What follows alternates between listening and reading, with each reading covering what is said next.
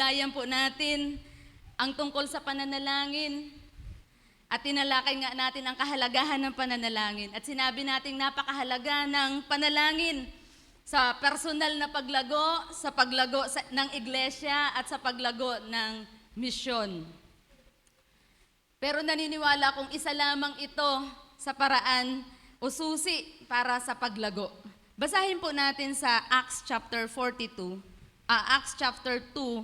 verse 42. Acts chapter 2, verse 42. Tagalog ko po babasahin.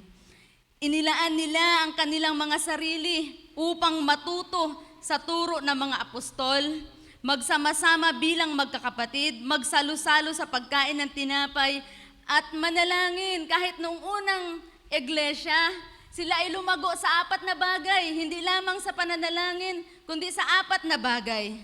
At ang 4 na bagay na ito ay lumago sila sa mga turo ng apostol o yung sinasabi natin mga doktrina ng iglesia. Pangalawa, sa pagsasama-sama. Sa ibang salin nga, isinabi pa na masaya ang kalooban na nagsasama-sama. Pangatlo, sa pagpipira-piraso ng tinapay o sa banal na hapunan. At pang-apat, sa mga pananalangin. Kailangan ang 4 na ito para tayo lumago. Personal na paglago at paglago ng bawat isa sa atin o ng iglesia. Ang iglesyang naghahangad na lumago ay kailangan ng 4 na ito. Kaya nga naman nung isang taon ay hinangad ng ating iglesia na maipaliwanag ang mga katuruan o doktrina. Kaya nga tayo pinipilit na dumalo kayo at aralin natin ang mga doktrinang dapat nating tayuan. Kasi kahit nung unang iglesia, sila'y araw-araw nagtuturo ng doktrina. At ngayon, masusi nilang sa lahat ng ating mga tagapanguna ay sinisiyasat nila at sinusuring mabuti kung ano yung doktrinang dapat nating tayuan. Yun ay para sa ikalalago natin.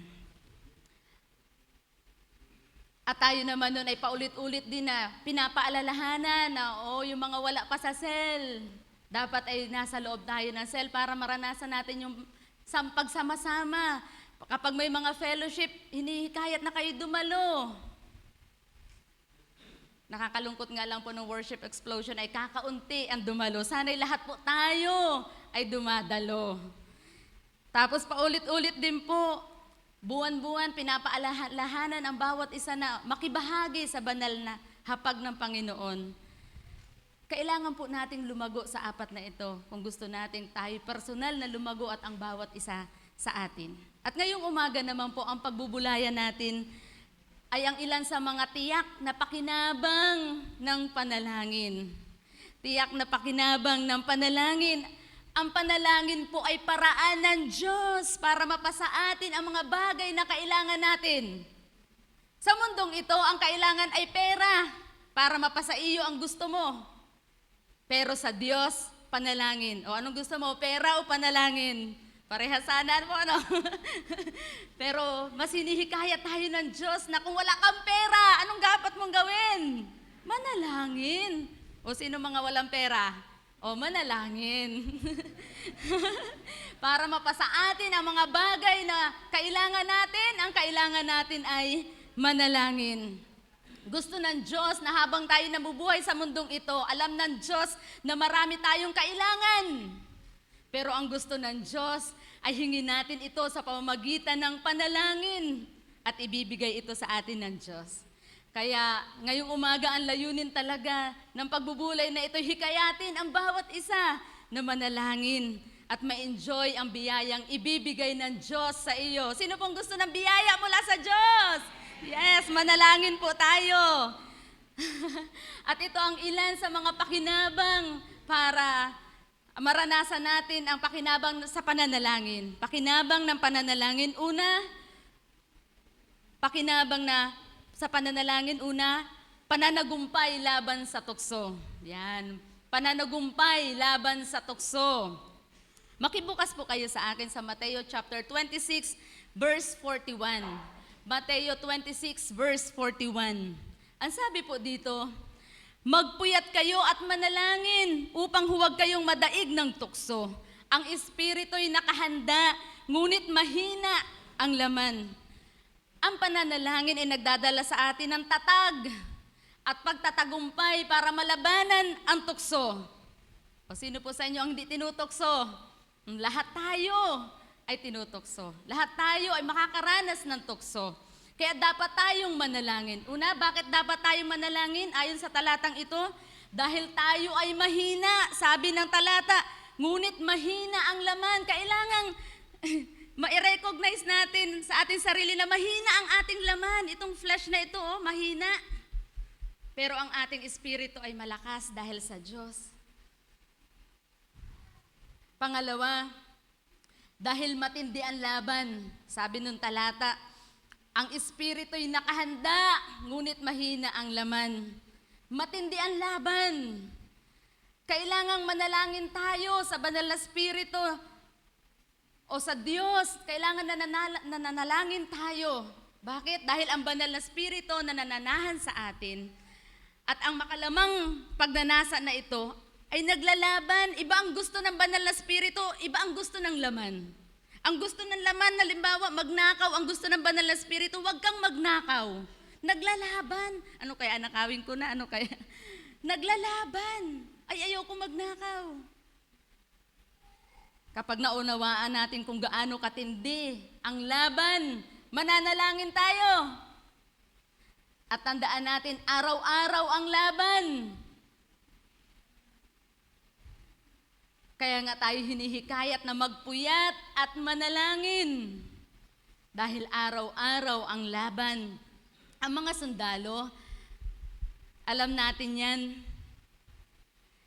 laging handa. Hindi yan patulog-tulog. Dahil yan ay laging handa. Baka mamay umatake ang kaaway. Kahit nga sila'y tulog, naka-ready pa rin sila. Ay, tayo pa kaya na bawat segundo ay may laban? Dapat lagi tayong nakahanda, nagbabantay, nananalangin. Pangatlo, ano nga yung una? Bakit dapat tayong manalangin? Dahil mahina ang laman, dahil matindi ang laban. Pangatlo, dahil ito ang susi sa pananagumpay. Sino ang gusto magtagumpay? Tayong lahat. Ang sabi ng talata, upang huwag kayong madaig ng tukso. Talagang mayroong tukso? Ngunit ibinigay naman ng Diyos sa atin ang susi para tayo magtagumpay. Alam ng Diyos na maraming tukso, nariyan ang tukso. Minsan, katabi mo lang, sabi ganun. Minsan malayo naman. Pero laging nandyan ang tukso. Pero binibigyan tayo ng Diyos ng susi para tayo magtagumpay kahit na napakalapit na ng tukso sa iyo, kahit kaharap mo na, kahit katabi mo. Binibigyan tayo ng susi ng Diyos, ng pananagumpay, at iyon ang pananalangin. Alam niyo po ba, sa pananalangin, pinahihina natin ang nasa ng laman. Kapag nananalangin tayo, humihina yung makalamang desire na ito na kasalanan, ang gusto, pinapahina. Pero kapag tayo ay hindi nananalangin, ano ang nangyayari? Itong makalamang ito, sumusunod na, nagiging sunod-sunuran ka na. Sabi nga ni, ang Kristiyanong mapanalanginin daw ay powerful. At ang Kristiyanong hindi mapanalanginin ay powerless. Anong ibig sabihin nito?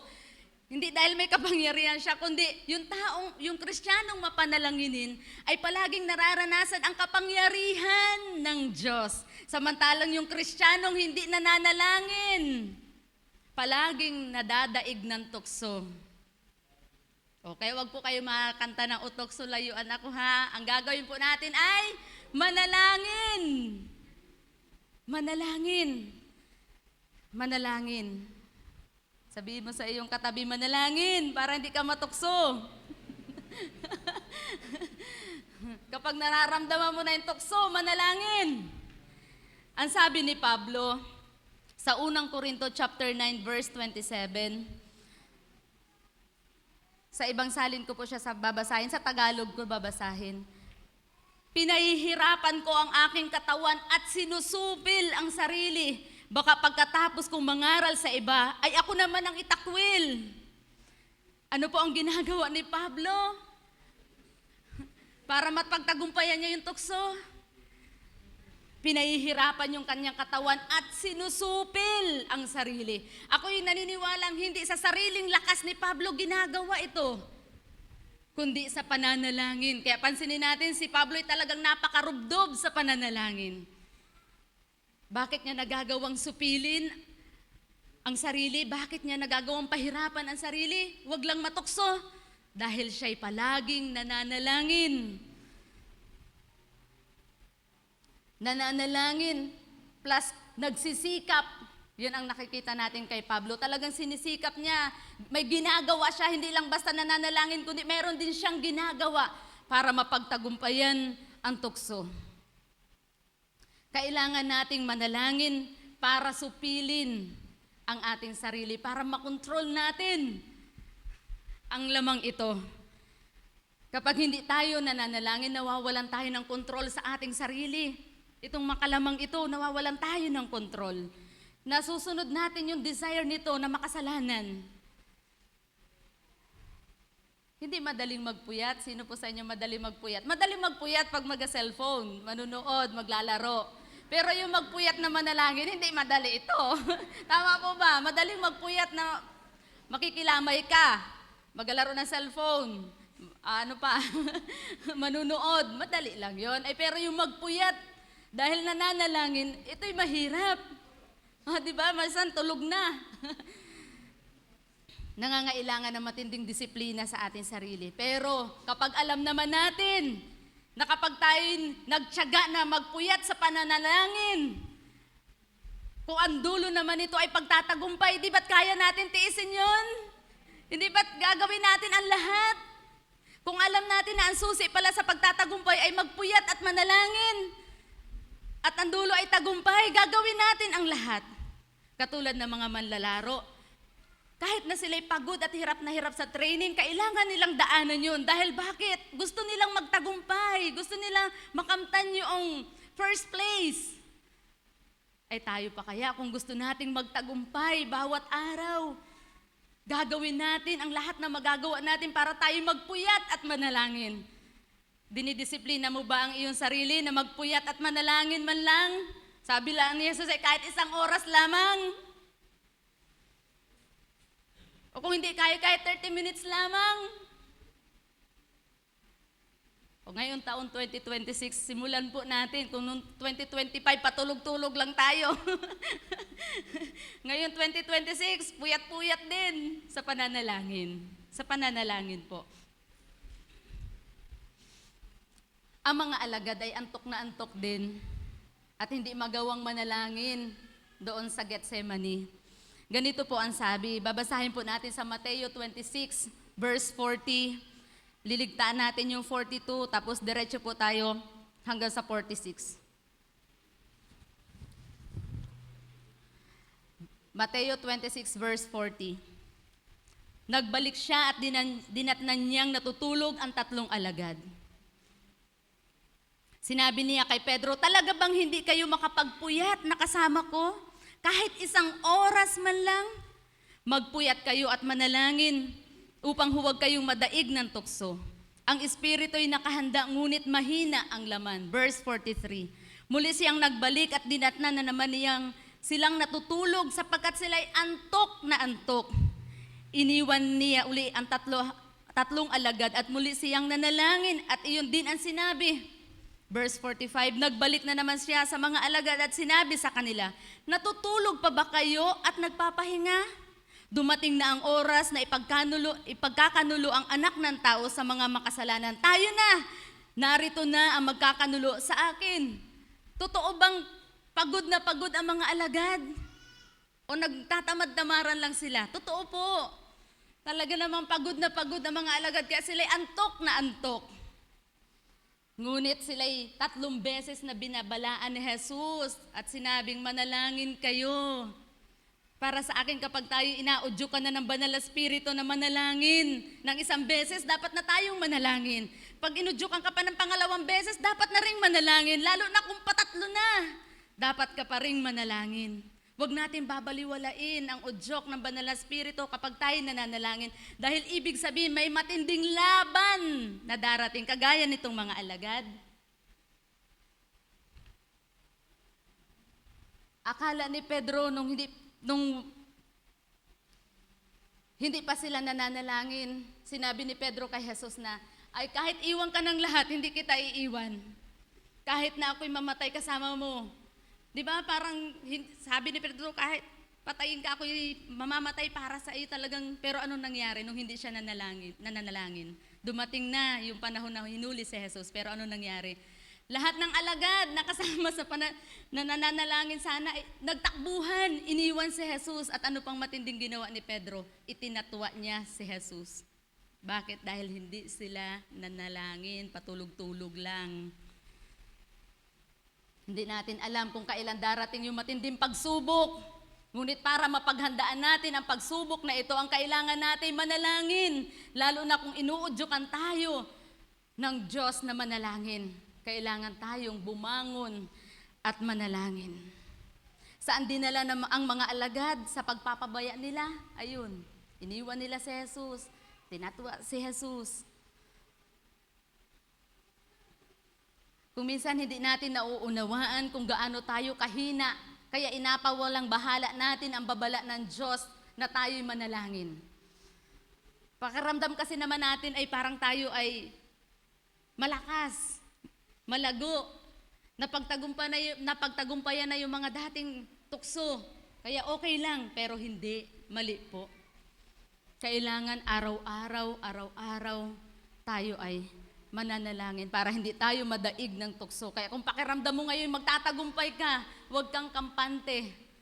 Kailangang samahan mo ng panalangin. Tapos ito pa ang mas matindi. Ang kalaban natin ay ang ating sarili mismo. Ang makalamang kalikasang ito ang kalaban natin. Natutukso tayo. Ngunit walang kapangyarihan ang tukso. Wala pong kapangyarihan ang tukso sa atin. Kailan lang nagkakaroon ng kapangyarihan? Kasi tingnan niyo po, si Jesus na nagkatawang tao, kahit napakatindi ng tukso sa kanya, hindi siya natukso, hindi siya nagkasala kahit isa. So walang kapangyarihan ang tukso kay Jesus. Dahil nananalangin si Jesus. O bago siya tuksuhin, 70 araw at gabi siyang nananalangin. 4 na po pala, sorry, ba't saan nanggaling yung 70? Inatingnan ko lang po kung gising pa kayo. Gising pa pala. O, diba? Nagbabasa kayo. 4 na pong araw at 4 na pong gabi siyang nananalangin bago dumating yung matinding tukso. Pero hindi siya natukso. Ibig sabihin, wala talagang kapangyarihan ng tukso. Nasa ating makalamang kalikasan. Sabi niya sa Santiago chapter 1 verse 14. Santiago chapter 1 verse 14. Santiago chapter 1 verse 14. Natutukso ang tao kapag siya'y naaakit. O pakiguhitan sa inyong Biblia. Kapag naaakit at napapatangay sa sariling pita. Kapag ang pita ay tumubo at nag-ugat, nagbubunga ito ng pagkakasala. Kapag lumala ang kasalanan, ito'y nagbubunga ng kamatayan. Kaya upang hindi daw tayo maakit, ang sabi dito, upang hindi tayo maakit, mapatangay sa sariling pita, ang kailangan natin ay manalangin. Hindi po ba ang nauuna muna'y naaakit, tapos natatangay? Kapag naaakit ka pa lang, manalangin na. Kapag natatangay ka na, manalangin ka. Hindi yung kapag natukso ka na, saka ka dun mananalangin, Lord, sorry po, natukso na ako. Ay hindi ka nanalangin nung ikay naaakit na, nung ikay inaakit. Ay hindi ka nananalangin. O kailan ka po mananalangin? Kapag nariyan na, nararamdaman mo yung tukso. At wala siyang kapangyarihan kapag hindi ka napaakit, hindi ka natangay. Wala siyang kapangyarihan. Kaya alisin natin yung kapangyarihan, yung ibig ko sabihin ay, manalangin tayo para hindi magkaroon ng bahagi yung tukso sa buhay natin. Inuulit ko, walang kapangyarihan ang tukso. Maliban na lamang kung magpatangay ka. Kailangan po nating unahan ng pananalangin ang tukso. Kaya huwag tayong paaakit, huwag tayong patatangay. At ano ang dapat po natin gawin? Manalangin. Manalangin. Pangalawa po, na pakinabang ng pananalangin ay kapayapaan sa gitna ng pagsubok. Kapayapaan sa gitna ng pagsubok. Pilipos chapter 4 verse 6. Pilipos 4 verse 6. Huwag kayong mabalisa tungkol sa anumang bagay. Sa halip ay hingin ninyo sa Diyos ang lahat ng inyong kailangan sa pamamagitan ng panalangin may pasasalamat.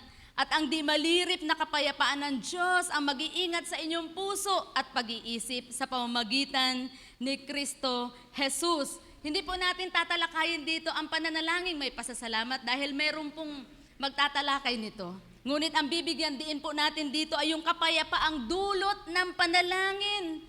Lalo na kung dumadaan tayo sa matinding pagsubok, problema, na hindi na naman natin inaasahan, hindi naman natin in-order, pero dumating.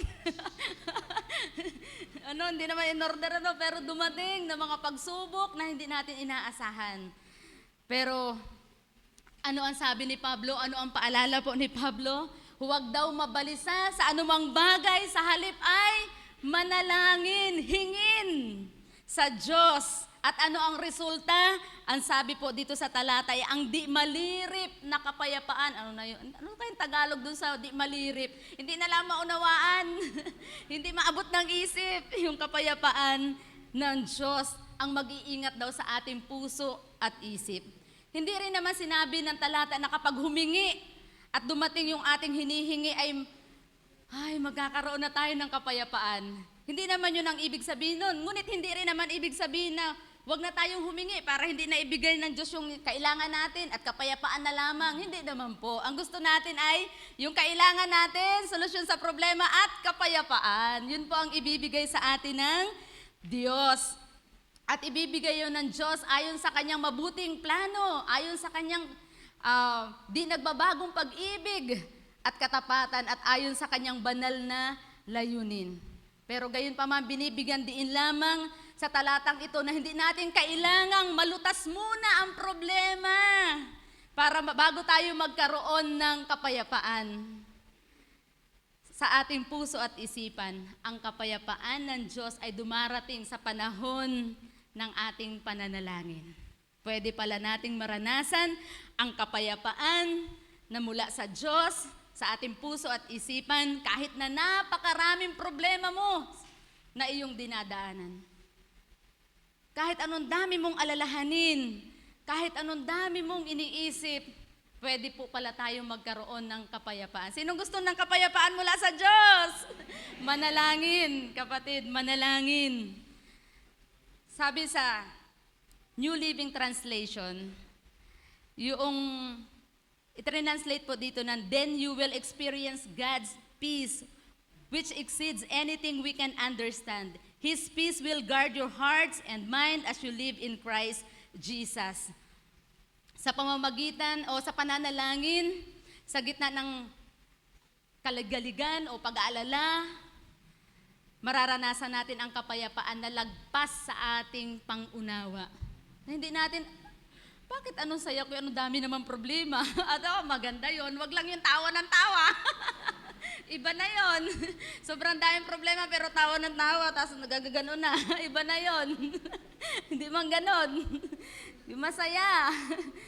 Payapa.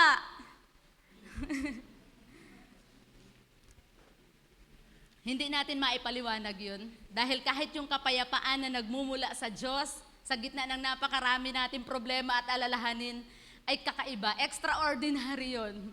Yun ay mula lamang sa Diyos. Karaniwan sa mga taong napakaraming problema, o kaya aisa ang problema, bakit napaka-problema? Hindi na makangiti, hindi na makakain, hindi na makatulog. Sino po sa inyo, nakakaranas ako niya, minsan pag may problema ako, alas 3 na mulat pa. Gustong-gusto ko naman matulog, ay hindi ba katulog? Ay panalangin pala ang solusyon. Ay kung ako'y nanalangin kaagad, ay di, alas 11 pala ay tulog na. Ay hindi na nalangin, nag-isip na nag-isip, nag-isip na nag-isip. Dapat po pala tayo nananalangin. Yan, alam na po natin.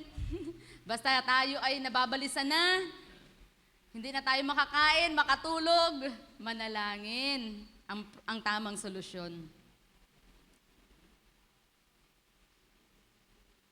Ang tamang tugon sa mga problemang dumarating sa atin ay panalangin. Tandaan po natin, ang tamang tugon sa mga problemang dumarating sa atin ay panalangin. Ipagkatiwala natin sa Diyos ang ating mga alalahanin. Sabi sa unang Pedro chapter 5 verse 7, unang Pedro chapter 5 verse 7, na inyong ilagak sa Kaniya ang lahat ng inyong kabalisahan sapagkat kayo'y ipinagmamalasakit niya. So paano natin ilalagak sa Diyos ang ating mga kabalisahan? Sa pamamagitan ng pananalangin. Sinasabi natin, Lord, wala po akong maisaing na. Lord, wala po akong pera. Lord, wala po akong trabaho. Kailangan ko po ng pagkakakitaan. Kailangan ibigay natin sa Diyos ang ating mga alalahanin. Kailangang ibigay sa Diyos ang lahat ng kabalisahan. At ang ipapalit naman sa atin ng Diyos ay kapayapaan. Gusto niyo po ba yon? Sa Diyos ang alalahanin, sa iyo ang kapayapaan. Pag hindi kayo nananalangin, sa iyo ang kabalisahan, o sa Diyos ang kapayapaan. O ano pong gusto ninyo? Gusto ng Diyos na sa Kanya ang kabalisahan natin, lahat ng mga iniisip natin, lahat ng problema, sa Kanya natin ibigay. At ang ibibigay naman ng Diyos sa atin ay kapayapaan. Gusto natin ng mabuhay ng payapa. Tama? Kahit tayo kukunti ang pera, kahit kukunti ang pagkain, kung payapa naman tayo, ay napakapalad natin. Napakayaman mo nga, nasa iyo na ang lahat, ay hindi ka naman puno ng kapayapaan, wala rin. Kaya ibigay po natin sa Diyos ang lahat ng ating mga kailangan, kaligaligan o mga kabalisahan, at ang ibibigay sa atin ng Diyos ay kapayapaan. Ngunit hanggat hindi natin inilalagak sa Diyos ang lahat ng ating kabalisahan, mananatili tayong problemado, walang kapayapaan. At minsan, ano pa ang ginagawa natin? Ito pa ang mas masaklap. Hindi na nga nanalangin. Gumawa pa ng sarili niyang paraan kung paano masusolusyonan ang problema. Tama, ganyan tayo po minsan. Hindi na nanalangin, tapos gagawa tayo ng sariling paraan. Mga kapatid, wag natin gawin yung sa sarili nating paraan. Wala kang trabaho, sa Diyos ka manalangin. Huwag kang hanap agad ng hanap, kundi mag-pray ka muna. Lord, kailangan ko po ng trabaho. Tapos magmasid ka kung nasaan may nag-offer. Hayaan natin ang Diyos ang gumawa ng solusyon sa ating mga problema para tayo ay maging payapa. Alam niyo po ba, ang pinaka-payapang mga tao sa mundo ay mga taong natutong ibigay palagi sa Diyos ang anumang kabigatan. Yun po yung mga taong payapa. Kapag ibinibigay palagi sa Diyos ang lahat ng kanyang kabigatang nararanasan. Sila yung mga taong payapa. Huwag po nating iipunin sa ating mga sarili yung mga kabalisahan, mga alalahanin, mga problema. At baka tayo maloka, ganun. Joke lang po, inapatawa ko lang kayo. Kailangan nating matutong magtiwala sa Diyos na ang Diyos ay nagmamalasakit sa atin. Sabihin mo nga sa iyong sarili, ang Diyos ay nagmamalasakit sa akin. Hindi dapat ako mabalisa. Yan, ganyan dapat po tayo. Palagi nating iniisip na ang Diyos ay palaging nagmamalasakit sa atin. I-remind palagi natin na ipinagmamalasakit tayo ng Diyos, kaya ilagak natin sa Diyos ang ating mga kabalisahan. At dahil ipinagmamalasakit tayo ng Diyos, nangangahulugan ding iyon na siya ang bahala na sa iyo. Sino na po ang bahala sa atin? Ang Diyos na. Ilagak mo na yung mga alalahanin mo sa Diyos at ang Diyos na ang bahala sa iyo. At hayaan mong ang kapayapaan na nagmumula sa Diyos ay maranasan mo kahit na anong dami mong problema, kahit patong-patong pa yan. Kahit biglain ka pa ng problema, mararanasan mo yung kapayapaan. Kaya tayo ay manalangin. Kapag tayo may dumating na problema, ang agad na solusyon ay lumuhod sa Diyos. Lumuhod sa Diyos. At hingin ang kapayapaan na nagmumula sa Diyos. At hingin ang kailangan mo para masolusyonan. At tanungin ang Diyos kung paano ito masusolusyonan. At tiyak na mapupuno ang puso natin ng kapayapaan at matatanggap natin ang tamang solusyon na nagmumula sa Diyos. So, pangatlo na po tayo.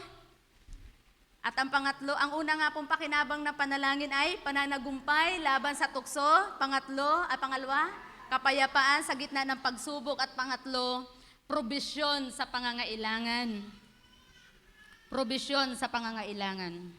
Sabi sa Mateo chapter 7, verse 7, Mateo 7, verse 7, humayo kayo, humayo tuloy, sorry, ba't namamali na yung basa ko? Humingi kayo. Humayo kayo. Humingi kayo at kayo'y bibigyan. Humanap kayo at kayo'y makasusumpong. Kumatok kayo at ang pinto'y bubuksan para sa inyo. Sapagkat tumatanggap ang bawat humihingi, nakasusumpong ang bawat humahanap at binubuksan ang pinto sa bawat kumakatok. Bibigyan ba ninyo ng bato ang inyong anak kung humihingi ng tinapay? Bibigyan ba ninyo siya ng ahas kung humihingi ng isda? Kung kayo na masasama ay marunong magbigay ng mabubuting bagay sa inyong mga anak, gaano pa kaya ang inyong amang nasa langit? Ibibigay niya ang mabubuting bagay sa mga humihingi sa Kanya. Kaya sa talatang ito, tinitiyak ni Jesus na ang sino mang humihingi ay makakatanggap. Ang sino mang kumakatok ay pagbubuksan. Ang sino mang humahanap ay makakasumpong. Ito'y tiyak na, sinabi ito baka kaya hindi ka nakakatanggap ay hindi ka humihingi. Sa Diyos tayo magpalahingi, huwag sa ating kapwa. Sa Diyos tayo magpalahingi, ha? Sa Diyos tayo humingi. Kapag may kailangan ka, sa Diyos ka humingi. At tunay na kapag tayo nanalangin, ipagkakaloob ng Diyos ang ating hinihingi ayon sa Kanyang kalooban. Ang sabi sa Santiago chapter 4 verse 2c. Santiago chapter 4 verse 2c. Hindi ninyo nakakamtan ang inyong minimithi sapagkat hindi kayo humihingi sa Diyos. May mga bagay na kahit hindi natin hingin ay ibibigay ng Diyos. Pero may mga bagay na bago ibigay ng Diyos, kailangan lang nating hingin. Kaya tayo ay, kung may mga bagay na bakit wala ka pa, hingin mo sa Diyos. Baka ang gusto ng Diyos talaga ay manalangin ka muna. Pero doon sa mga bagay na hindi mo naman hiningi, pero dumating, praise God. Salamat Lord, kahit di ko to hiningi, binigay mo. Pero kung mayroon tayong minimithi na hindi pa rin dumadating, ang gusto ng Diyos tayo'y manalangin. Manalangin tayo. Pero pansinin natin na mayroong mga bagay na minimithi pero hindi natatanggap. Posible ba yun? Minimithi mo pero hindi natatanggap. Minimithi mo pero hindi mo inapag-pray.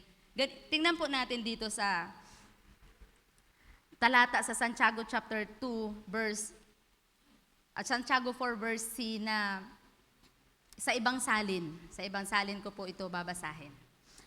Mayroon kayong pinakamimithi ngunit hindi ninyo makamtan. Kaya't papatay kayo kung kailangan. Mapasain nyo lamang ito. Dahil sa inyong pag-iimbot sa mga bagay na hindi ninyo, sa mga bagay na hindi inyo, kayo'y nagkakagalit at naglalaban-laban. Hindi ninyo nakakamtan ang inyong minimithi sapagkat hindi kayo humihingi sa Diyos. Kaya itong taong ito ay meron siyang minimithi sa kanyang puso. Gusto niyang makamtan. Pero sa paanong paraan? Sa makasanlibutang paraan. Ano ang gagawin niya? Papatay siya. Para lang makamtan. Hindi siya mananalang, hindi siya mag-pray. Kundi ang gagawin niya ay papatayin niya yung tao na yun para makuha niya yung gusto niya. Ito ay makalaman, ito ay makasanlibutang paraan. Hindi ito tama. Ginagawa nila ng masama ang kapwa para mapasa kanila ang gusto nila.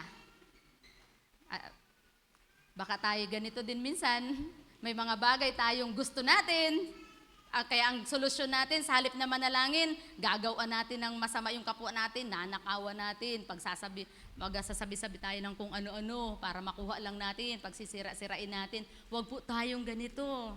Kung meron tayong gustong-gusto na makamtan natin, huwag tayong gagawa ng masama para makamtan lang ito.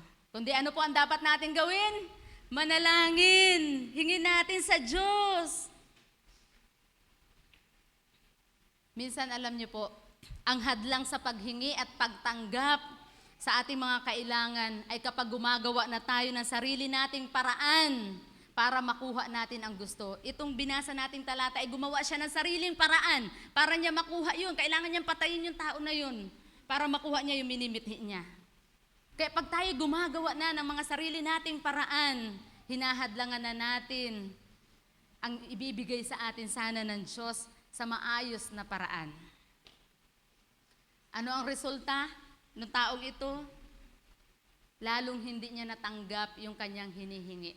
O kapag tayo ay humihingi nga sa Diyos pero gumagawa pa rin tayo sa sarili nating paraan, ay parang binabaliwala natin yung panalangin, dumidiskarte pa rin tayo, hindi natin mararanasan yun. Aba, nag-pray ka, Lord, wala na po kaming maisaing, dumaan yung kumpare mo, pataya daw, baka sakaling manalo ako dyan. O kaya, wala kang pera. May mga online games. Sige, mag-ano tayo, tawag nito. Mag-scatter tayo, baka magkapera ako dito. Wala na maisaing. Nag-pray naman ako kay Lord eh. Gumagawa ka ng sarili mong diskarte, pero masama yung diskarteng ginagawa mo. Hindi mo pa rin, makakamtan mo, pero may nabalitaan ako na nalugi na rin, nalubog na rin sa utang. Maraming anong una, pero nalubog na rin sa utang. Eh, wag tayong ganun. Kung mayroon tayong gustong makamtan sa ating buhay, kailangan nating araw-gabi, manalangin na, magpuyat na sa pananalangin at tiyak na ipagkakaloob ito sa atin ng Diyos. Huwag tayong gagawa ng sarili natin diskarte na alam nating masama at magkakasala tayo. Ipagkatiwala na lang natin sa Diyos. Sa halip nga, dapat ipagkatiwala natin sa Diyos, umasa sa Diyos, masayang umasa sa Diyos na ibibigay sa atin yung hinihingi natin.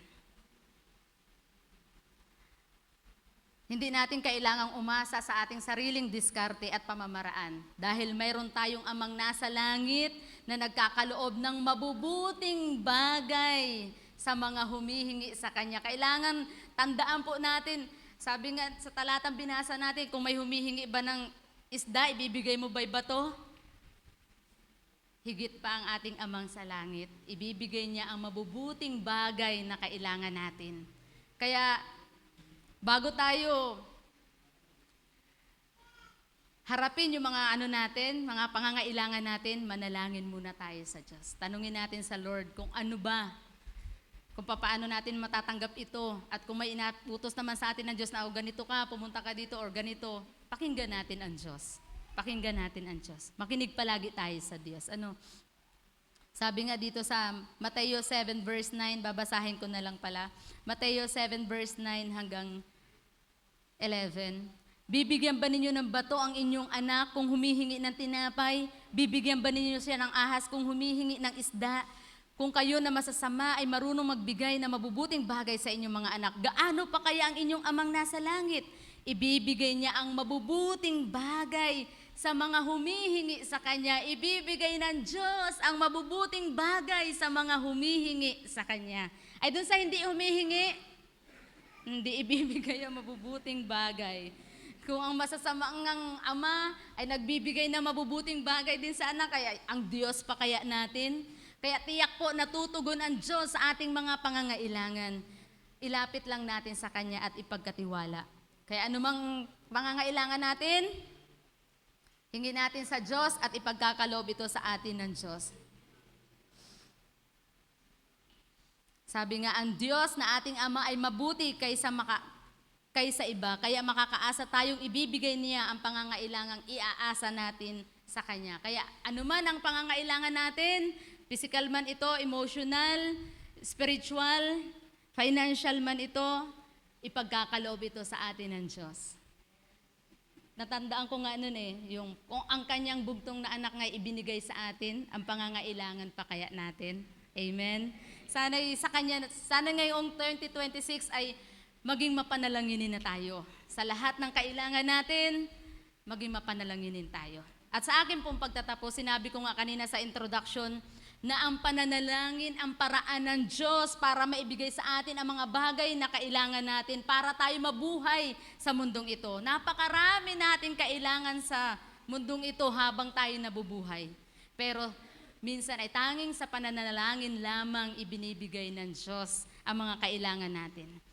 Kaya ngayon, kailangan na nating manalangin para tayo mabuhay ng payapa. Sinong gustong mabuhay ng payapa dito? Sinong gustong mabuhay ng masaya? Kailangan nating manalangin para hindi natin ma-miss yung mga bagay na ipagkakaloob sa atin ng Diyos. Kung ayaw nating matukso, tayo manalangin. Kung mayroon man tayo marami mga problema, kailangan nating manalangin para tayo bigyan ng Diyos ng kapayapaan. At kung marami tayong pangangailangan sa buhay, walang pera, walang makain, kailangan nating manalangin at ipagkakaloob ito sa atin ng Diyos. Ngayon, bakit may mga taong miserable pa rin ang buhay? May mga Kristiyanong miserable ang buhay. Ako'y naniniwalang kulang sila sa pananalangin, pagtitiwala at pag-asa sa Diyos. Kaya kung gusto natin maging masaya ang buhay natin, ang hamon sa atin ngayon ng mensaheng ito ay ilaan na natin ang ating buhay sa pananalangin. Maglaan tayo ng oras, italaga natin ang ating sarili sa gabi, tayo manalangin, bago matulog, manalangin. Kahit tumawag ka ng mga kapatiran para sama-sama lang manalangin. Kung may problema kang dumating, tawagan ang mga kapatid, manalangin ng sama-sama. Ganun po ang kailangan natin. So ang hamon po ng mensahe ngayong umaga, ilaan na natin ang ating buhay sa pananalangin sa Diyos. Para malabanan natin ang tukso, magkaroon tayo ng kapayapaan, kahit na napakaraming problema, at lahat ng kailangan natin ay i-provide ng Diyos sa atin. Tayo po'y manalangin. Dakilang Diyos, salamat po na minsan pa ipinaunawa mo po sa amin ang kahalagahan ng panalangin. Pero ngayon, gusto po namin, dakilang Diyos, na magkaroon ito ng malakas na impact sa buhay namin. Na totoong tulungan mo po kami dahil napakalaki ng struggle po namin ang magpuyat at manalangin. Hindi po ito ang gusto ng laman namin. Ang gusto ng laman namin matulog, ang gusto ng laman namin manood, maglaro. Ang gusto ng laman namin ay kasiyahan. Ngunit binababa po namin sa inyong harapan ngayon at humihingi kami ng tulong na masupil namin ang makalamang desires na ito na hindi ayon sa iyong kalooban. At tulungan mo po kami, dakilang Diyos na makapangyarihan sa lahat, na kami ay matutong manalangin. Tulungan mo po kami, bago kami matulog, maglaan kami ng panahon para kami manalangin. At pagising sa umaga, pilitin namin ang aming mga sarili na kami bumangon at manalangin. Tulungan mo po kami, dakilang Diyos, kahabagan mo po kami. At kung mayroon mang kami mga problema, mga kailangan, tulungan mo po kaming palaging lumapit sa pananalangin. At hingin sa iyo ang lahat ng kailangan namin. At kami magtiwala at umasa lamang sa iyo palagi. Kaya tulungan mo po kami, dakilang Diyos, na ilaan namin ang aming buhay sa pananalangin. At hikayatin din naman namin ang iba na manalangin. At magkaroon kami ng time na sama-samang nananalangin sa lahat ng mga problema nakikita namin sa loob ng iglesia. Tulungan mo po ang bawat isa na lumago sa pananalangin at dalhin mo rin po ang buong iglesia na lumalago sa pananalangin kagaya ng unang iglesia na sila'y sama-samang nananalangin. Araw-araw sila'y nananalangin na magkakasama. Tulungan mo po kami, dakilang Diyos. Gusto din po namin ang iglesyang ito, ang kabuuan ng CLJC, ay maging isang mapanalangining iglesia na lahat ng problema at kailangan na dumarating sa iglesia idinudulog sa panalangin at nasusolusyonan dahil sa Diyos na pamamaraan at hindi sa sarili namin, dakilang Diyos. Kaya i-bless mo po ang bawat isa sa amin na naririto. I-bless mo po ang bawat isa. Pinupuri ka po namin, dakilang Diyos, at pinasasalamatan sa pangalan ni Jesus. Amen.